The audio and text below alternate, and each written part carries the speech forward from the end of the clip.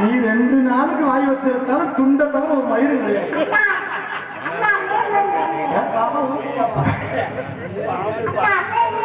அப்படி பேசாத. நாங்க இன்னைக்கு கன்னி பெண்களை சேர்ந்து காட்டுக்குள்ள காவலுக்கு போறோம். என்ன எதுக்கு இதை பிடிச்சி போறீங்க? காவலுக்கு காவலுக்கு போய் செஞ்சு என்ன செய்வீங்க?